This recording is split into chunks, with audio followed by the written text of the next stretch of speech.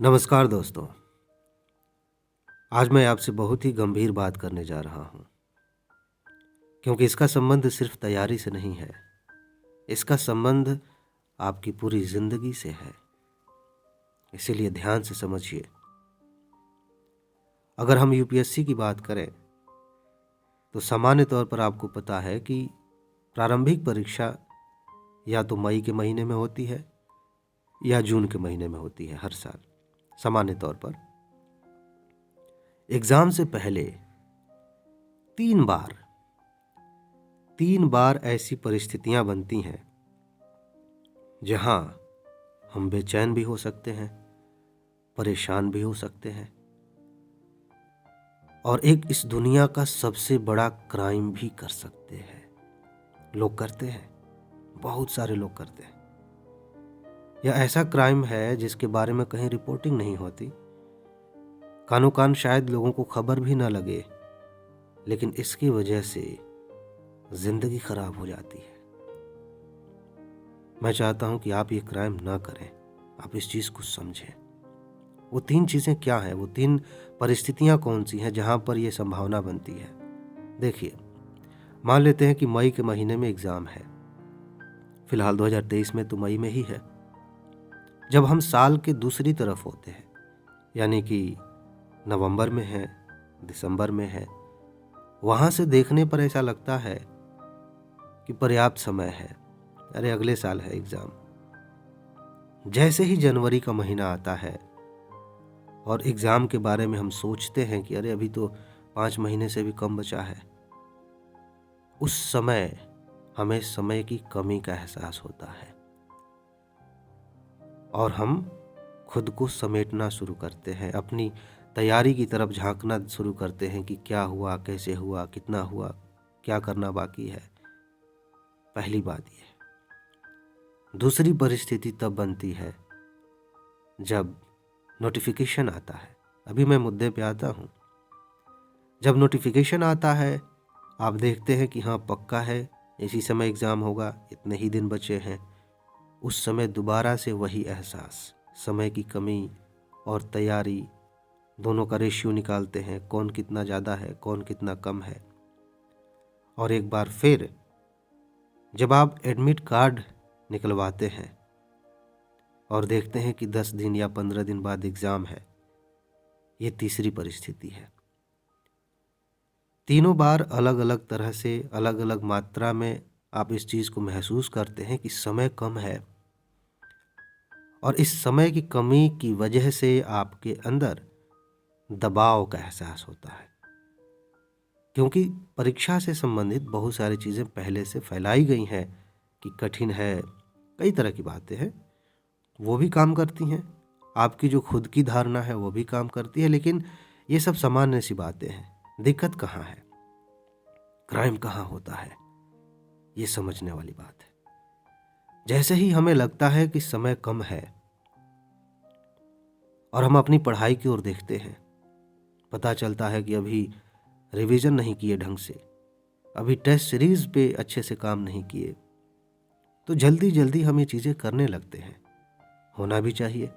हमारे जो कमज़ोर पक्ष हैं उन पर भी ध्यान जाता है, उन्हें भी हम कवर करने लगते हैं, करना भी चाहिए, कोई दिक्कत नहीं है। दिक्कत यहाँ आती है कि जब हम टेस्ट देते हैं, रिवाइज करते हैं और खुद का मूल्यांकन करते हैं, तो कभी कभी ये पता चलता है कि टेस्ट में तो बहुत अच्छे स्कोर नहीं आ रहे, रिवीजन करने पर कुछ याद नहीं हो रहा, भूल रहा। ख़ास तौर से जब हम ज़्यादा प्रेशर में होते हैं तो ऐसी चीज़ें ज़्यादा दिखती हैं और यहीं पर ग्राउंड बनता है क्राइम होने का। पता है क्या है, हम अपने ऊपर डाउट करने लगते हैं, हम खुद पर संदेह करने लगते हैं कि शायद इस बार हमारा नहीं हो पाएगा, बस हो गया। आपने एग्ज़ाम होने से पहले ही अपने मन में यह बात डाल दी कि हमसे नहीं हो पाएगा। सही मायने में रिजल्ट आपने घोषित कर दिया। इस दुनिया का सबसे खतरनाक क्राइम है दूसरों के सामने हम मुस्कुराते रहेंगे, दूसरों से हम बड़ी बड़ी बातें करते रहेंगे कि अरे इस बार तो मेरा इतना स्कोर आ जाएगा, लेकिन अंदर हमने खुद को ये बता रखा है कि शायद इस बार नहीं हो पाएगा। और इसी के आधार पर कई बार हम तर्क भी पहले से बनाने लगते हैं, हम संकेत देने लगते हैं, हमारी बातों में ऐसे दिखने लगता है कि अरे ये सब बढ़िया रहा तो ठीक है, नहीं तो शायद ना हो पाए, यानी कि हम मान लेते हैं कि नहीं हो पाएगा। आपका एग्ज़ाम तो उसी दिन हो गया जिस दिन आपने मान लिया कि शायद नहीं हो पाएगा, आगे तो बस फॉर्मेलिटी है। आपको ये गलती नहीं करनी है। बड़े से बड़े टॉपर को आप देखेंगे, वो भी कहते थे, कहेंगे कि हमें भी डर लगता था, लेकिन वो सफल क्यों हुए? आपको ये समझना पड़ेगा। ये जो डराने वाला काम है ना, बाकी लोग बखूबी करते हैं, चाहे वो आपके दोस्त हों, तथाकथित दोस्त, अच्छे दोस्त तो हमेशा सपोर्ट करते हैं, या कोई और हो, समाज के लोग हों, पर्याप्त अपनी भूमिका निभा रहे हैं आपको डराने में, आपको एहसास दिलाने में कि आपसे नहीं हो पाएगा। आप ही अकेले हैं जो खुद को संभाल सकते हैं, लेकिन आपने खुद ही सरेंडर कर दिया, खुद ही मान लिया कि हमसे नहीं हो पाएगा, तो बात यहीं ख़त्म हो जाती है। फिर क्या करना चाहिए? क्या करना चाहिए उस समय जब हमें लगे कि टेस्ट बहुत ख़राब जा रहा है, जब हमें लगे कि पढ़ाई नहीं हो पा रही है, जब हमें लगे कि याद किया हुआ सब कुछ भूल रहा है, जब हमें लगे कि समय नहीं बचा है और करना बहुत ज़्यादा है? क्या करें? स्वाभाविक रूप से ये बात आ ही सकती है कि शायद नहीं हो पाएगा, लेकिन यह आपकी जिम्मेदारी है कि आप खुद को इतना मजबूत बनाएं कि आप इस परिस्थिति का लाभ उठा सकें। ध्यान से समझिएगा, इसका लाभ उठाया जा सकता है। प्रेशर अपने आप में कोई नेगेटिव चीज़ नहीं है, आप उस प्रेशर को कैसे लेते हैं इससे तय हो जाता है कि उसका इस्तेमाल किस रूप में हुआ, क्या रिजल्ट आया।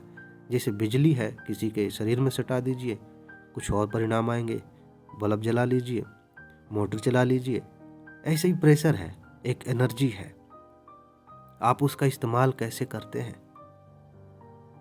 जब भी आपको ऐसा लगे कि तैयारी कम हुई है, समय कम है, बहुत कुछ करना है, तो सिंपल सी बात है कि जो करना है उस पर ध्यान दीजिए, वो करिए। ये प्रेशर ही जल्दी जल्दी वो चीज़ें करवा लेगा, आपको ज़्यादा सोचने की ज़रूरत नहीं है।